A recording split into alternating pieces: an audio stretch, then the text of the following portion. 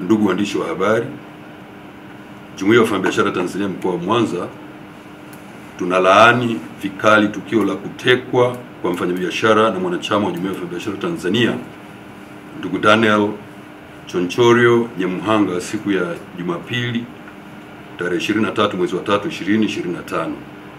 Aidha, tukio hilo baya la utekaji ambalo limemkuta ndugu Chonchorio Nyamuhanga, sio kwamba tukio hili limeleta hofu na taharuki katika familia husika pekee, lakini pia limezua hofu kubwa sana miongoni mwa wafanyabiashara na wananchi kwa ujumla wa jiji la Mwanza. Kwani wafanyabiashara katika tukio hili tunajiona kwamba hatuko salama sisi na mali zetu kutokana na vitendo hivi vya utekaji kuendelea kumea kila kuchao. Jumuiya ya Wafanyabiashara Tanzania mkoa wa Mwanza tunalipongeza Jeshi la Polisi kupitia kwa Kamanda wa Polisi wa mkoa wa Mwanza Afande Wilbrod Mtafungwa kwa taarifa yake juu ya tukio hili ya tarehe 24 mwezi wa 3 2025 kwamba walipokea taarifa ya tukio hili na kuanza kuchunguzwa kwa jambo hili mara moja. Aidha, ndugu wanahabari, kwa weledi na umakini wa jeshi letu la polisi katika kushughulikia matukio mbalimbali ya uhalifu katika jiji letu la Mwanza na mkoa kwa ujumla, tunayo imani kwamba ndugu Daniel Chonchorio atapatikana haraka ili kuondoa hofu na taharuki iliyojitokeza katika familia, wafanyabiashara na wananchi kwa ujumla. Pamoja na taarifa ya Kamanda Wilbrod Mtafungwa ya tarehe 24 mwezi wa 3 2025 katika kushughulikia jambo hili, Jumuiya ya Wafanyabiashara Tanzania mkoa wa Mwanza tunaomba Jeshi la Polisi kuongeza nguvu katika kumtafuta mfanyabiashara huyu, kwani tunaona hayupo katika mikono salama. Hata hivyo, kupitia kikao chake Kamanda Mtafungwa cha tarehe 22 mwezi wa 3 2025 baina yake na wafanyabiashara kilichofanyika katika ukumbi wa Gantt Hall, ambapo ajenda kuu ilikuwa kuzungumzia ulinzi na usalama wa wafanyabiashara wa mkoa wa Mwanza.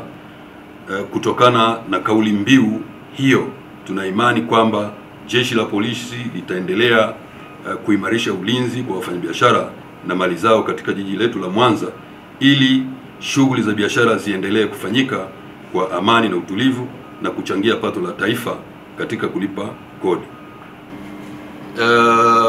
Kimsingi, kuanzia sasa tunaendelea kushirikiana na serikali kwa maana ya Jeshi la Polisi kuhakikisha kwamba Bwana Chonchorio anapatikana. Na hii ukweli ni kwamba wafanyabiashara lazima tuchukue hatua kubwa kuhakikisha kwamba tunashirikiana na Jeshi la Polisi na serikali kwa ujumla kuhakikisha kwamba matukio namna hii yanakoma, lakini vile vile tutafanya tathmini baada ya kwa kadri muda utakavyokwenda juu ya ushirikiaji wa jambo hili, na vinginevyo kama serikali kwa maana ya Jeshi la Polisi itahitaji msaada wetu kwa maana ya sisi sote, tutaangalia namna ya kufanya, lakini tunafikiria kumtafuta pia kumtafuta baada ya hivyo. Kama kutakuwa na jambo lolote, tutaangalia namna gani nzuri ya kumtafuta, maana kumtafuta mtu lazima uondoke nyumbani. Ukiondoka nyumbani, maana yake aidha familia ama mji umebaki peke yake na unakwenda kumtafuta mtu. Na sasa ili hatuwezi kuiachia tu Jeshi la Polisi kuendelea kumtafuta, lakini sisi pia tuko kwenye hatua za kumtafuta, lakini ikiwezekana tunaweza kusitisha biashara tukaendelea tukashirikiana kwa namna moja ama nyingine kumtafuta mfanyabiashara mwenzetu Bwana Chonchorio. Sisi bahati mbaya sana Bwana Chonchorio tumekuwa tukimjua ni mfanyabiashara mtiifu kabisa, mlipa kodi za serikali za nchi, lakini pia ni mtu mjamaa na mrafiki wa watu mbalimbali. Kwa hiyo hatukuwahi kusikia kama ana shida na mtu ambayo ingeweza kumpelekea kutekwa kwa kiasi hiki na kutoweka katika kutenganishwa na familia yake. Kwa kabila, mimi Chonchorio tunatoka wilaya moja na tumekuwa naye tangia zamani, kwa hiyo namfahamu ni mtu ambaye amekuwa akifanya biashara kwa upendo, kwa uwazi na ana marafiki kila sehemu. Baada ya kuwa hapa Mwanza, mimi pia nimekuwa nikimfahamu kwa shughuli zake ambazo alikuwa anafanya, na mimi na shughuli zangu tulikuwa tunawasiliana mara kwa mara. Tukio hilo lilipotokea, tukio ambalo kweli limetushtua kama wafanyabiashara na jamaa na jamii ya Wakuria ambao wote tunaishi hapa Mwanza.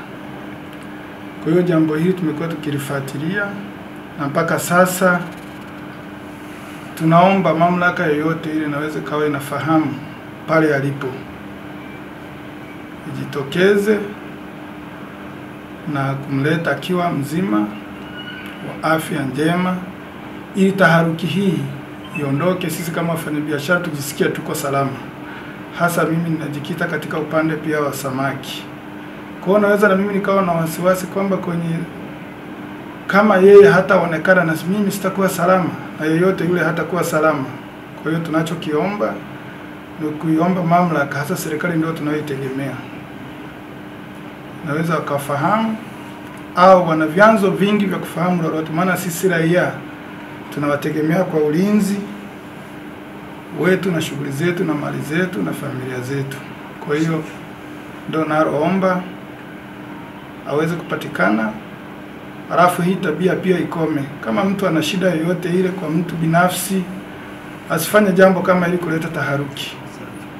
Tuweze kuishi. Kama kuna tatizo mtu amelifanya, basi kuna mamlaka za kutatua migogoro, kuna mahakama, kuna watu, kuna wazee.